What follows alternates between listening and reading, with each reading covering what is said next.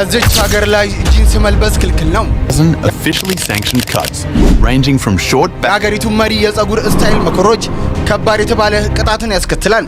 እንደ ሌላው ዓለም ኢንተርኔት መጠቀም እንደ ወንጀለኛ ያስቆጥራል። ለኛ በጣም ተራና የዕለት ተዕለት ተግባራት የሆኑ ነገሮች እዚች ሀገር ላይ ግን የሞት ቅጣት ሊያስፈርዱ ይችላሉ። ታዲያ በዚህ በሰለጠነች ዓለም ዜጎቿ በባርነት የሚኖሩባት ወደ ዓለማችን ሚስጥራዊዋ ሀገር ሰሜን ኮሪያ እንኳን በሰላም መጣችሁ። በዛሬው ቪዲዮ ስለ ሰሜን ኮሪያም ለማመን የሚከብዱ አስገራሚ ህጎችን አሳያችኋለሁ። አብራችሁን ቆዩ።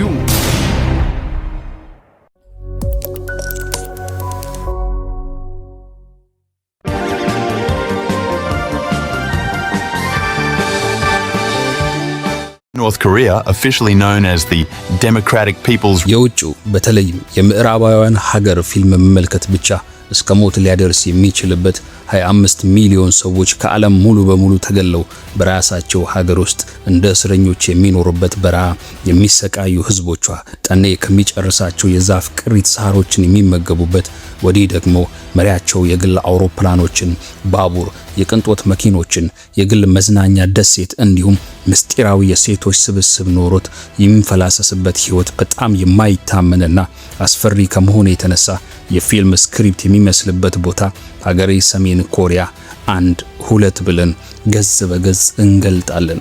ዛሬ የመሪው ኪም ጆን ቤተሰብ ለሶስት ትውልዶች ማለትም ለ70 ዓመታት የቆየ እጅግ ጨካኝና አምባገነናዊ ስርዓትን ለውስጥ የኒውክሌር ጦር መሳሪያን ግንባታ ደግሞ የውጭውን ዓለም ለማስፈራራት የሚጠቀም አነጋጋሪ መሪ ያላት ሀገር ናት ሰሜን ኮሪያ። ቻናላችንን ሰብስክራይብ በማድረግ የደወል ምልክቷን በመጫን በየቀኑ የምንለቃቸውን አዝናኝና አስገራሚ ቪዲዮዎችን መመልከት ትችላላችሁ።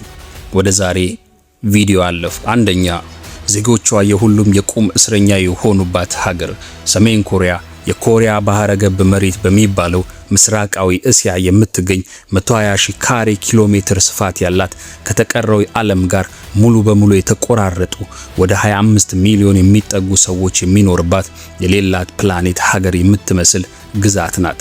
በስተሰሜን ከቻይና በስተምስራቅ ደግሞ ከሩሲያና በደቡብ ኮሪያ ጋር ድንበር ስትጋራ በሰሜንና በደቡብ ኮሪያ መካከል ዲኤምዜድ የሚባል በምድር ላይ ካሉት በጣም አደገኛ እንኳን ሰው ወፍ ዝር የማይልበት ድንበር ይገኛል።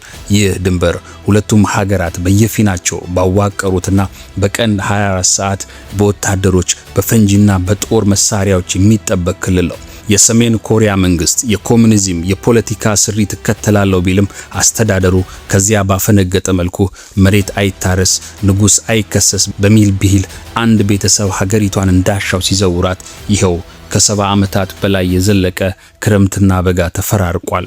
ሰሜን ኮሪያ በመሬቷ ውስጥ የድንጋይ ከሰልና ብረት አጭቃ ብትይዝም ለራሳቸው አይጠቀሙበትም። ኢኮኖሚያቸው ደካማ ሆኖ አውጥተው አይሸጡትም። ነገር ግን በራሳቸው ከርችመው ስለሚኖሩ ከነዚህ የፈጣሪ ችሮታ ከሆኑ ሀብቶች ገንዘብ ለማግኘት በጣም የተቸገረች ሀገር ናት። መንግስት እውነተኛ ኢኮኖሚ ከመገንባት ይልቅ ገንዘቡን በሙሉ የጦር መሳሪያዎችን በማከማቸት ጩንቻውን ለማፈርጠም ሲጠቀምበት፣ ቀሪው ደግሞ ለገዢው ቤተሰብ የቅንጦት ህይወት በማዋሉ ተራው ማህበረሰብ ውሃ በልቶታል። ምንም እንኳን በኢኮኖሚ ዋጋ ቢስ ሀገር ብትሆንም ዓለም ለሰሜን ኮሪያ ትኩረት የሚሰጡት ባላት ከፍተኛ የጦር ዝግጅት የተነሳ ምናልባትም አንድ ቀን ሳይታዘብ ዓለምን በሁለት ጎራ ከፍሎ ለሚያፋጨው ጦርነት የእሳት መለኮሻ ሀገር ትሆናለች በሚል ነው። አብዛኛው ሰው የሚያውቀው ሰሜን ኮሪያ ቀደም ሲል በመደበኛ ኮሪያ ስም ከደቡብ ኮሪያ ጋር በአንድ ሀገር የነበረች መሆኗንና የሁለተኛው የዓለም ጦርነት ካበቃ በኋላ ሶቪየት ህብረት ሰሜናዊውን አሜሪካን ደግሞ ደቡብ ኮሪያን ግዛት ቆርሰው ከተቆጣጠሩ በኋላ ነበር የሁለቱ ኮሪያ ውልደት ይፋ የሆነው። ይህ ክፍፍል ጊዜያዊ ቢመስልም ሁለቱ ወገኖች ሀገሪቱን እንደገና ለማዋሃድ በሚያስችል ጉዳይ ላይ መስማማት ባለመቻላቸው ፍቻቸውን እስከ ወዲያኛው ዘላቂ ሆኖ ሲቆይ ሰሜን ኮሪያም በሯን ከርችማ የብቻዋን ኑሮ ተያያዘችው። ሁለተኛ የሁለቱም ኮሪያዎች ደም አፋሳሽ ጦርነት በ1950 የሰሜን ኮሪያ እንዳሻቸው መሪዎች ድንገት ሳይታሰብ በደቡብ ኮሪያ ወረው ከዚያ በኋላ በሚሊዮን የሚቆጠሩ ወንድማማቾች ሰዎችን ያጋደለ ዘግናኝ ጦርነት ፈነዳ። ከብዙ ፍልሚያ በኋላ ጦርነቱ 1953 በይፋ ቢያበቃም ቀላል የተኩስ አቁም ስምምነት ቢፈራረሙም ሁለቱ ሀገሮች ዛሬም ድረስ በደበዘዘ ጦርነት ላይ ሆነው ፍጹም ባለመተማመን የጎሪጥ እየተያዩ ቀጥሏል። ከዚህ ጦርነት መባቻ በኋላ ነበር ታዲያ ኪም ኢል ሱንግ የተባሉ ሰው ሰሜን ኮሪያን ሙሉ በሙሉ በመዳፉ አስገብቶ ራሱን ለሀገሪቱ ብቸኛ ከላይ የተቀባ መሪ አድርጎ የቆረጠው። ኪም ኢል ሱንግ ቤተሰብ ለዘላለም ሰሜን ኮሪያን የሚገዛበትን ስርዓት በመፍጠር ሌሎች ሁሉ ከእግሩ ስር አዳሪ ባሪያዎች አድርጎ ያለማንም ከልካይ ስልጣኑን ይዘውረው ጀመር። ኪም ኢል ሱንግ በ1994 በማይቀረው ሞት ሲሸኝ ልጁ ኪም ጆንግ ኢል ስልጣን ተረክቦ ከአባቱ በባሰ እብደት በሰው ታሪክ ውስጥ ካሉ እጅግ አስቂኝ የመሪዎች የአኗኗር ዘይቤዎችን እየተከተለ ሀገሪቱን ባሻው አቅጣጫ ሲነዳ ኖረ። በ2011 እሱም በሞት ሲለይ ልጁ ኪም ጆንግ ኡን አዲስ አምባገነን ሆነና እንደ አባቱ እንደ አያቱም እሱም የእብደት አመራርን አጠናክሮ ቀጠለ። ይህ ቤተሰብ አመራር ከሰሜን ኮሪያ እንደ የግል መወጣጫ ስፍራዎች አድርገው ልባቸውን የፈቀደውን በማድረግ ሀገሪቱ እንደ ቅሪላ ወዲያና ወዲህ ሲጠልዟት፣ ወዲህ ደግሞ ህዝቡ የወህኒ ቤት ህይወቱን ቀጥሎ በረሃብና ችጋር እየተናጠ በዘመናዊ ዓለም ውስጥ እጅግ ክፉ በሆነውና የመንግስት ስርዓት ይተዳደር ጀመር። ሶስተኛ የኪም ጆንግ ኢል የእብደት ህይወት። ከ1994 እስከ 2011 ሰሜን ኮሪያን የገዙት ኪም ጆንግ ኢል ህዝቡ በህይወት ለመቀጠል ሳር እስከ መብላት የደረሰበትን የችጋር ጊዜ እስከ መፍጠር የደረሰ መሪ ነው። ሰውየው ግን እስካሁን ሰምቶት የማያውቁትን በጣም የማይጠበቅ የግል ልማዶችን በመከወን እጅግ በጣም የቅንጦት ኑሮን እየኖረ የነበረ ኪም ጆንግ ኢል የፊልም ሱሰኛ በመሆኑ ከ20 ሺህ በላይ የፊልም ቪዲዮዎችን በግሉ ሰብስቧል። በ1970ዎቹ አንድ ታዋቂ የደቡብ ኮሪያ ዳይሬክተርና ተዋናይ ሚስቱን አፍኖ እንደ እስረኛ በመያዝ ለ8 ዓመታት በግዳጅ ፊልሞችን እንዲሰሩ አድርጓቸው ነበር። በተጨማሪም ወደ 2000 የሚጠጉ ወጣት ቆነጃጅት ሴቶችን ያቀፈ ምስጢራዊ ቡድን በማዋቀር እሱንና ጓደኞቹን የማዝናናት የግዳጅ ተልዕኮ ሰጥቷቸዋል። እነዚህ ሴቶች በአስራዎቹ ዕድሜ ውስጥ ያሉ የተመረጡ ሲሆን መሪዎች ያሏቸውን ሁሉ እየሰሩ አጭር ትዕዛዝ ሲሰጣቸው ካለምንም ማቅማማት ይፈጽሙታል። አንዳንዶቹ በመስፈን ገሚሱ በመደነስ ቀሪዎቹ ደግሞ የስጋዊ ፍላጎታቸውን ማርኪያ ሆኖ አሳዛኝ ህይወትን ይገፋሉ። ኪም ጆንግ ኢል ብዙ ሚስቶችን እመቤቶች ሲኖሩት እነዚህን ግንኙነቶች ምስጢራዊ አድርጎ ይይዝም ነበር። መሪዎች ከተለያዩ ሴቶች በርካታ ልጆች ወልዶ እንደ የግል እርባታ ሲያኖር ለፍላጎት አድረው የወለዱትንም ሴቶች አንድም በማስፈራራት ወዲህ ደግሞ የቅንጦት አፓርታማ ገንዘብ በመስጠት ስለ ግንኙነታቸው ትንፍሽ እንዳይሉም ያደርጋል። ህዝቡ በረሃብ እየተሰቃየ በሚሊዮን የሚቆጠር ዶላር ለግል የቅንጦት ዕቃዎች የሚያውለው መሪው በደርዘን የሚቆጠሩ ቤተመንግስቶችን ለጥይት እጅ በማይሰጡ መኪኖች፣ የግል ባቡር፣ ከመላው ዓለም የሚገቡ በጣም ውድ የሆኑ ምግቦችን፣ መጠጦችን እየቀረቡለት ለእረፍት የሚንደላቀቅበት የግል ደሴትም ነበረው። 4 የኪም ጆንግ ኡን አነጋጋሪ የኑሮ ዘይቤ። የአሁኑ መሪ ኪም ጆንግ ኡን የገዛ ህዝቡን እያሰቃየ እሱ የሆሊውድ ዝነኛ ሰው የሚያስንቅ መሬት አይነኬ ኑሮን ሲኮመኩም ይሄው አለ። አብዛኛው ሰው መኪናን በቅርብ አይቶ በእጁ ለመዳሰስ እንኳን ብርቅ በሆነበት ሀገር በርካታ የግል ጄቶችን፣ የቅንጦት ጀልባዎችና ፌራሪዎችን፣ መርሴዲስና ወደ ጎን የተንቋለሉ ሊሞዚኖችን ጨምሮ ውድ የመኪኖች ስብስብ አለው። ልክ እንደ አባቱ ኪም ጆንግ ኡንም የራሱን ውብ ሴቶች ያቀፈ ቡድንም አደራጅቶ በዓለማዊ ደስታ የልብ መሻቱን ለማርካት ከመላው ሀገሪቱ የተመረጡ በመልካቸው ላይ እንከን የማይወጣላቸው እንስቶችን በዙሪያው ይርመሰመሳሉ። ብዙዎቹ ቆነጃጅት በአስራዎቹ ዕድሜ ውስጥ የሚገኙ ሲሆን በመሪው ቤተ መንግስት ውስጥ ለማገልገል ከቤተሰቦቻቸው ለዘላለም ይርቃሉ። ኪም ጆንግ ኡን ከ2009 ጀምሮ ሪሶል ጁን ከተባለች ሴት ጋር ተጋብቶ ቢኖርም ብዙ እመቤቶች በድብቅ ግንኙነቶች እንደሚኮመኮሙም ይታመናል። ሚስቱ በአደባባይ እምብዛም የማትታይ ሁልጊዜም ፍጹም ልብስ ለብሳ ፈገግ ብትልም ከሰሜን ኮሪያ ያመለጡ ሰዎች እሷ እንደኛው እስረኛ እንጂ በፍቃዷ የምትኖር አይደለችም ይላሉ። ታዲያ ኪም ጆንግ ኡን በቤተ መንግስቶቹ ውስጥ እንዲህ እንዳሻው ሲንፈላሰስ ህዝቡ በጣም ተርቦ የዛፍ ቅርፊትና ሳሮችን ሲበላ ተስተውሏል። በቤተ መንግስት ድግሶች ወቅትም ልዩ ምግቦችን ለማዘጋጀት ከመላው ዓለም የመጡ ሼፎች ሲሰየሙ፣ ተራው የሰሜን ኮሪያ ህዝቦች ደግሞ እድለኞች ከሆኑ ጥቂት ማንኪያ ሩዝ ያገኛሉ። የስለላ ሪፖርቶች እንደሚያሳዩት ኪም ጆንግ ኡን በአመት ከ300 ሚሊዮን ዶላር በላይ በግል የቅንጦት ኑሮ ያወጣል። አማካኝ የሰሜን ኮሪያ ገቢ በቀን $2 ያነሰ ያገኙ በ21ኛው ክፍለ ዘመን ለማመን አስቸጋሪ በሆኑ ሁኔታዎች ውስጥ ይኖራሉ። የኤሌክትሪክ ኃይል ውስንነት፣ የውሃ አቅርቦት እጥረት፣ የቤት ችግርና የማያቋርጥ ረሃብ ህዝቡን ቁም ስቅል ስለሚያሳየው አማካኝ የሰሜን ኮሪያ ቁመት ከደቡብ ኮሪያውያን በ2 ኢንች ያህል ያጠረ መሆኑ ሲነገር ስጋ እንደ ሰማይ የራቀው ህዝብ በአመት ጥቂት ጊዜ ብቻ ይመገበዋል። 5 የእንቅስቃሴና የመገናኛ ብዙሃን ገደብ። በሀገራቸው ውስጥ በነጻነት መጓዝን የፈለጉ የሰሜን ኮሪያ ከአንድ ከተማ ወደ ሌላ ከተማ ለማዘዋወር ልዩ ፍቃድን ሲጠይቁ ሀገሪቱን ለቀው መውጣት ደግሞ የህልም እንጀራ ነው የሆነባቸው። የኑሮውን ምሬት መቋቋም አቅቷቸው በድብቅ ለማምለጥ የመሞከሩ ደግሞ ከተያዙ ሞት ሲጠብቃቸው፣ ተሳክቶላቸው ከሾለኩም ሙሉ ቤተሰባቸውን ወደ እስር ቤት ይጋዛል። ለመደበኛ ሰዎች ኢንተርኔት ሙሉ በሙሉ የማይደርሳቸው ሲሆን የውጭ የቴሌቪዥን ፕሮግራሞች፣ ሙዚቃና መጽሐፍት ታግደው ሁሉንም ነገር በመንግስትና በመንግስት ቁጥጥር ስር ብቻ ሲውል ይህ የተላለፈ ሰዎች ከባድ ችግር ውስጥ ይገባሉ። እያንዳንዱ ሰው ለስራ ለመኖሪያና ለማሰብም እንኳን ሳይቀር የመንግስት ፍቃድ ማግኘት ሲጠበቅበት ልጆች ከተወለዱ ጊዜ ጀምሮ መሪያቸውን ከአምላክ ባልተናነሰ ሁኔታ እንዲመለከቱ ሲደረግ የውጭው ዓለም ደግሞ ክፉና አደገኛ እንደሆነም ይደሰኩራሉ። በዚህም የተነሳ በጣም የሚያሳዝን ነገር አብዛኛዎቹ ሰሜን ኮሪያውያን ህይወታቸው ከሌላው ዓለም ክፍል ጋር ሲነጻጸር ምን ያህል አስከፊ እንደሆነ አያውቁምና። 6ኛ ሚስጥራዊው የማይታመን የፖሊስ መዋቅር። ሰሜን ኮሪያ እስካሁን በዓለም ላይ ካሉት እጅግ አስፈሪና የክትትል ስርዓቶችን ስትጠቀም የሀገሪቱ ዜጎች 24 ሰዓትና ሳምንቱ ሙሉ የሚሰልል የተለያዩ ሚስጥራዊ የፖሊስ ድርጅቶች አሏት። በእያንዳንዱ ሰፈር ስለ ጎረቤቶቻቸው አነፍንፈው ሪፖርት በማድረስ ሚስጥራዊ መረጃዎችን በመስጠት በመንግስት ላይ የሚሰነዘረውን ማንኛውንም ትችት እያነፈነፉ አጠራጣሪ የሚመስል ነገር ሹክ ይላሉ።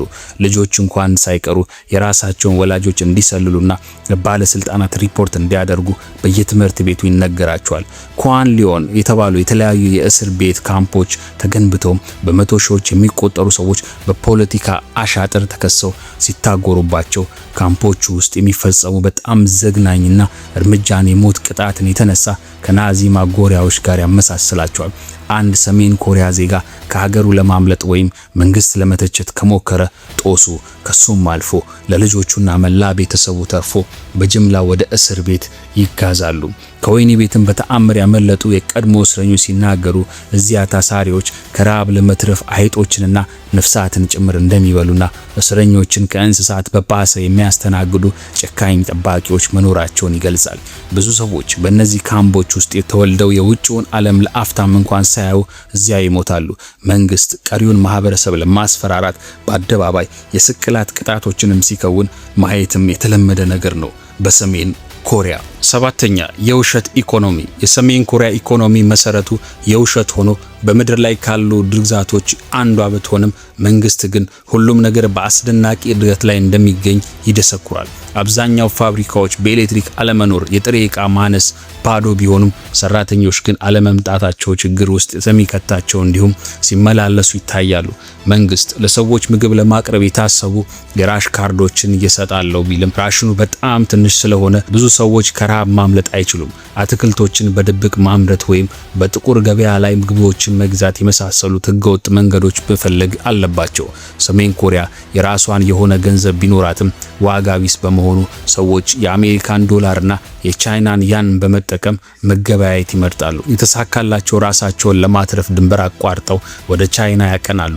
በአጠቃላይ በዚች ሀገር ህይወት ኑሮ ካሉት መቃብር ይሞቃል በሚለው ሀገርኛ ብሂል ሲገለጽ መልካም ነገር የሚገጥማቸው ገንዘብ ያላቸውና ከመንግስት ባለስልጣናትና ከገዢው ቤተሰብ ጋር የተገናኙ ሰዎች ብቻ ናቸው። 8ኛ በድህነት ውስጥ የሚገነባ የኒውክሌር መሳሪያ። የሰሜን ኮሪያ ህዝብ የሚበላው በቂ ምግብ አያገኝም። መንግስታቸው የኒውክሌር ጦር መሳሪያዎችንና ሚሳኤሎችን ለመገንባት ከፍተኛ መጠን ያለው ገንዘብ ያፈሳል። ሰሜን ኮሪያ ከ1960ዎቹ ጀምሮ በኒውክሌር ጦር መሳሪያ ላይ ስትሰራ ቆይታ አሁን በደርዘን የሚቆጠሩ ቦምቦችን ለመስራት የሚያስችል በቂ የኒውክሌር ቁሳቁስ እንዳላት ይታመናል።